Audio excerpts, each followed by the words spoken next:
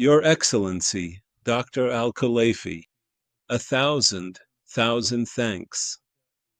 First, I would like to begin by expressing my deep gratitude for this generous invitation and the warm hospitality that is always shown by the beloved and friendly state of Qatar and our dear Qatari brothers and sisters.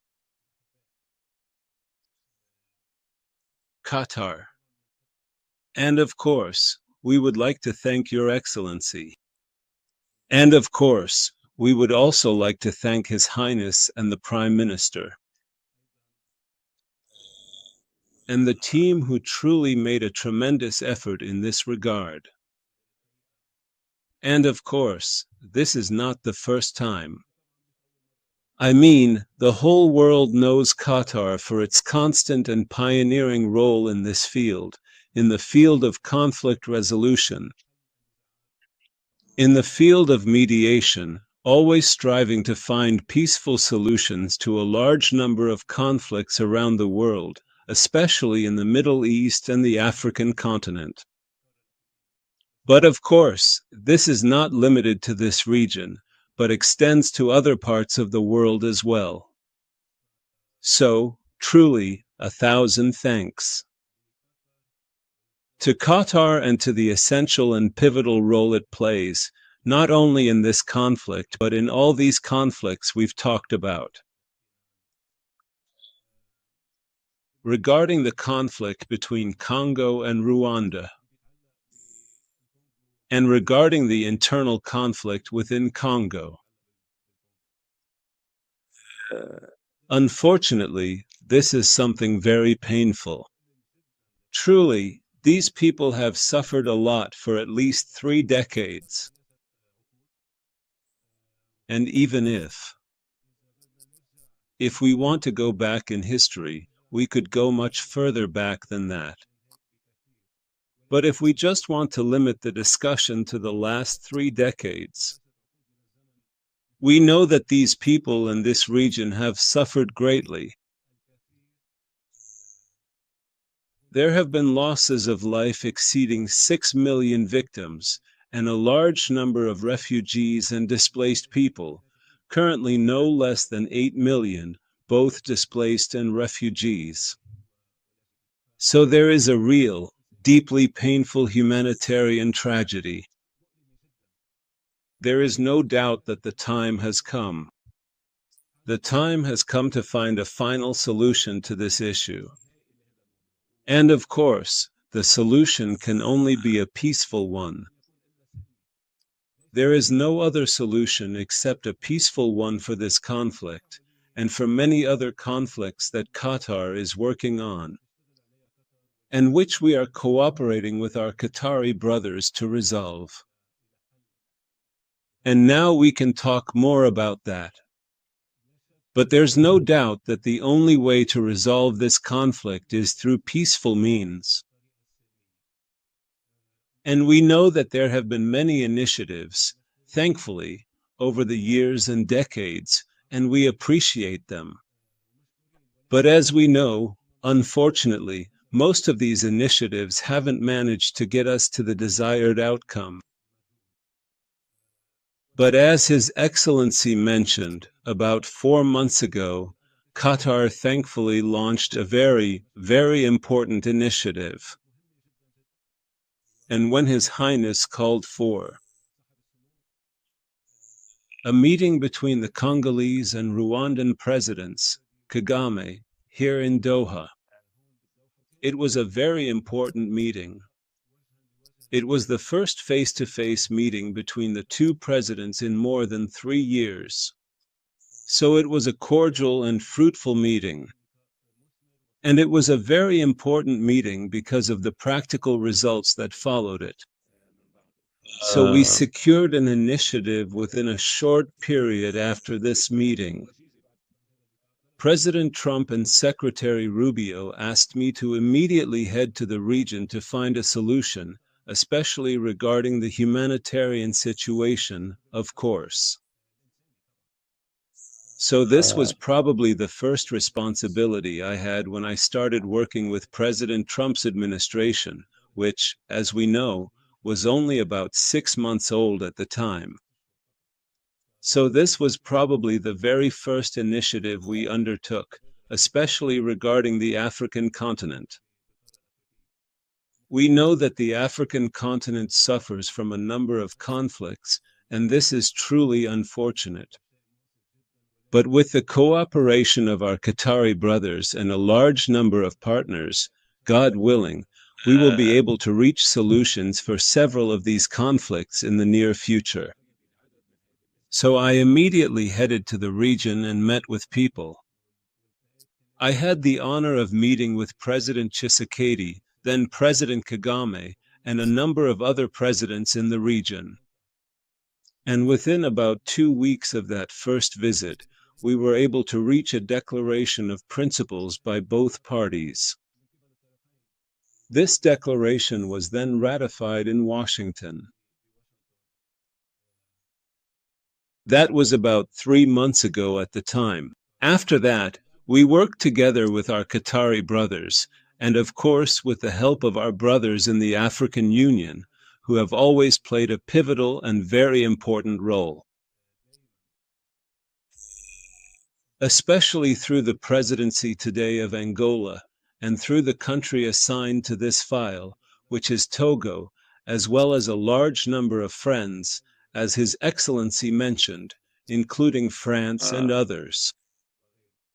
So we got to work and were able to reach a peace agreement.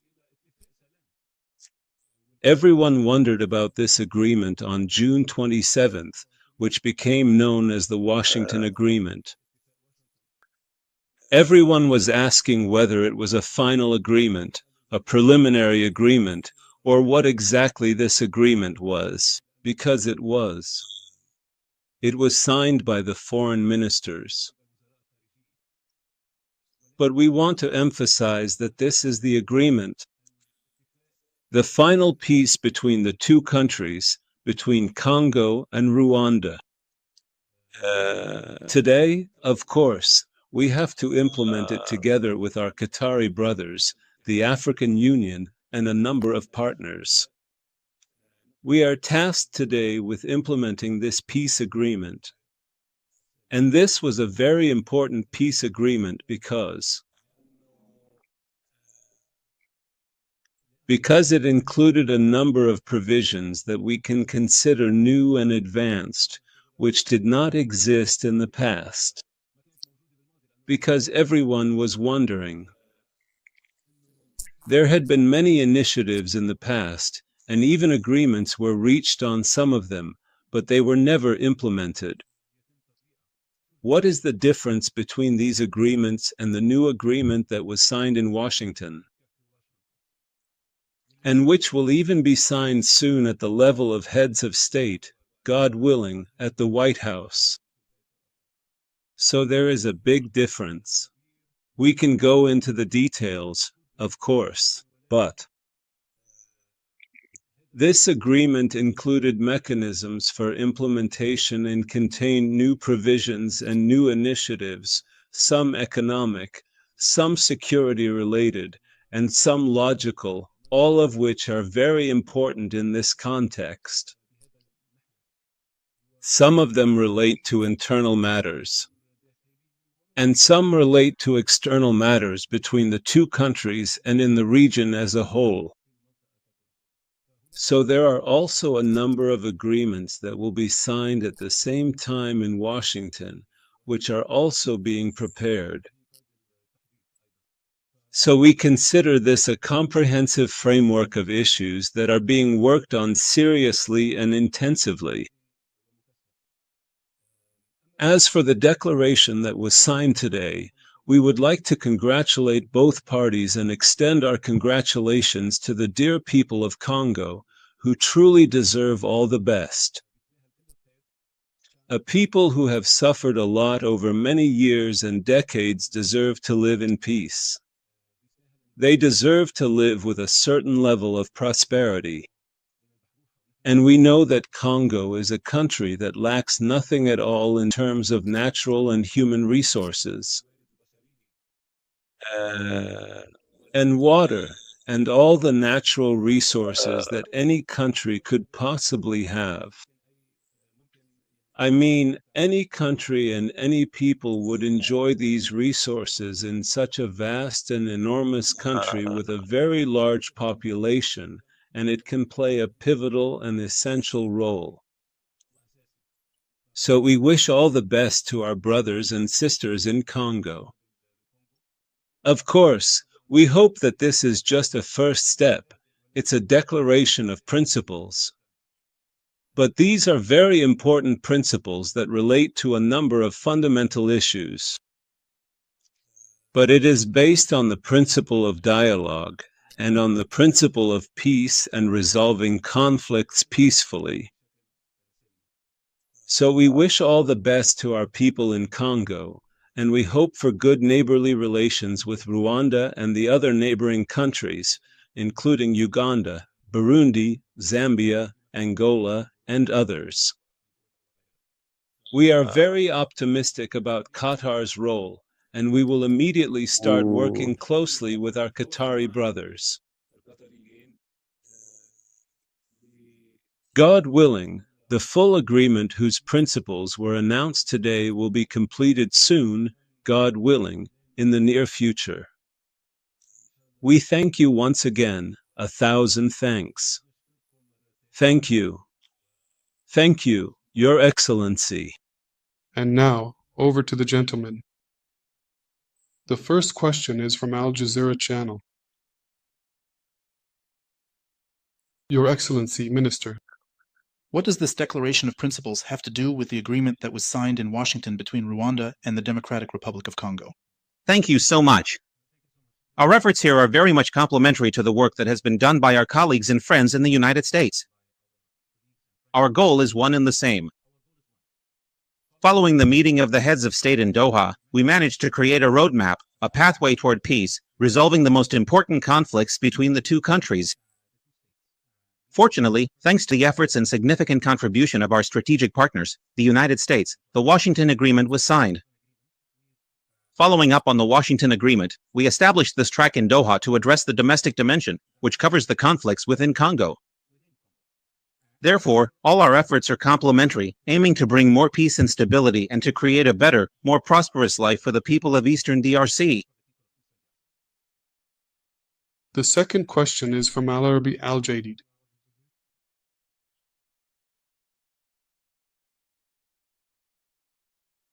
Peace be upon you, Anwar Al-Satid from Al Arabi Al Jadid. My question is for the U.S. Special Envoy for Peace. Do you believe that this agreement marks the beginning of the end for the conflict in eastern Congo? And do the provisions of this agreement include guarantees to achieve that? Thank you for the question.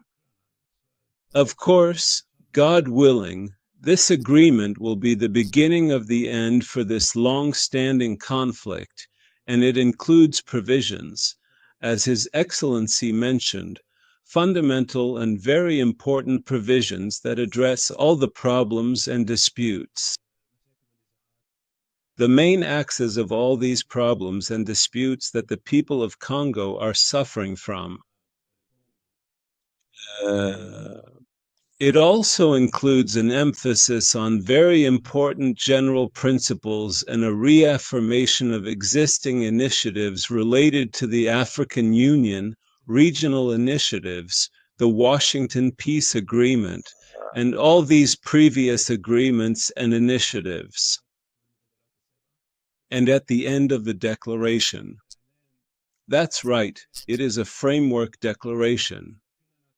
But we can consider it a somewhat detailed framework declaration.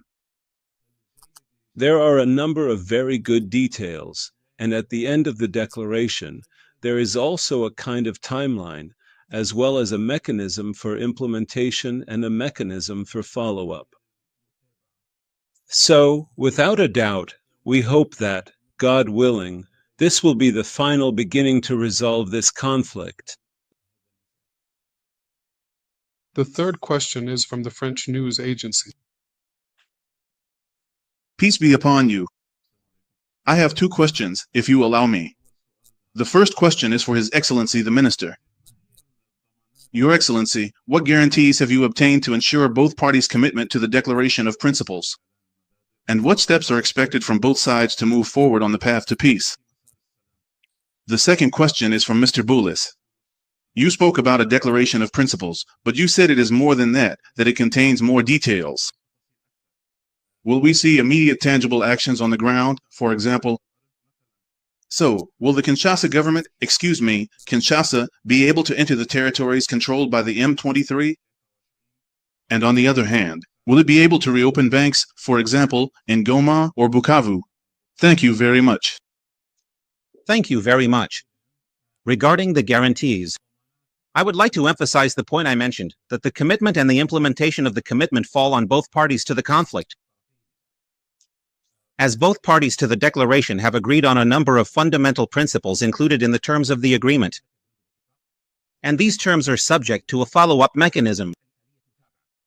What distinguishes today's agreement between the two parties, as His Excellency the Advisor mentioned, is that this is not the first agreement between them. There have been previous agreements. But what truly sets this agreement apart this time is the significant international involvement that both parties to the agreement have committed to, especially regarding the establishment of detailed follow-up mechanisms through which we can produce clear reports directed at the parties concerning the implementation of these terms. And the declaration that was issued today is merely a preliminary statement of fundamental principles that effectively paves the way for a truly comprehensive and detailed agreement, which will cover all the main and significant points related to the underlying root causes of the ongoing dispute between the two involved parties. Therefore, our efforts will not stop after today's announcement. The working teams will continue their work, and we will, God willing, keep striving to achieve this desired goal, which is the signing of a comprehensive and general agreement between the two parties. All right, thank you, Your Excellency. Thank you for the precise and detailed question. It's clear that you are very well informed about how things are going. Of course, that's the goal. The goal of any agreement. Peace is about achieving the outcomes you kindly mentioned and asked about. We know there are no magic solutions, especially when it comes to the timeline. There is serious work being done by both parties, and as His Excellency mentioned, also by the international community. Today, we know there is significant international interest in this issue, in addition to regional attention. For example, the United Nations. This is one of the very important files for the UN, especially on the humanitarian level and in terms of MONUSCO, for instance, which is present in this region of Eastern Congo for years now. For years. In addition to the international community in general, Qatar, the United States, France, Britain, and a large number of other countries. In addition to, of course, the African Union and regional unions like the EAC and SADC, this is undoubtedly the desired outcome. One of the most important points of the nuclear declaration is the emphasis on the state's control and authority over all its territory. And this is natural for any country. Regardless of who the president is, the administration, or the officials. This is an issue that concerns any country, but the state's control over all its territory. But we know that there is an ongoing conflict. The issue requires dialogue and follow-up. This dialogue requires perseverance and reaching detailed, comprehensive, and complete agreements. And I want to emphasize that this is true. Today, these principles were announced, but with our Qatari brothers, there has been diligent work on the details, and God willing, soon. As we said, God willing, soon they will be able to, with the facilitation of our Qatari brothers and with full support and encouragement from us and from a number of partners. We hope that both parties will be able to reach a solution, a complete and comprehensive solution that addresses all these details. There is no doubt that steps can be taken. These things can be done gradually, but this is the desired goal, and we hope that the people of Congo can reach it as soon as possible. This conflict is undoubtedly internal, and the dialogue is internal between the two parties. Of course, we can't forget that we can't say it's a purely internal conflict. There are always, in all these conflicts around the world, many parties that get involved, taking one side or another. But all these parties started out with good intentions, and that's the most important thing here, the way this issue is approached with goodwill. And here, honestly, I would like to thank both presidents, President Tshisekedi and President Paul Kagame, whom I had the honor of having detailed conversations with this week, and they showed complete openness to the truth.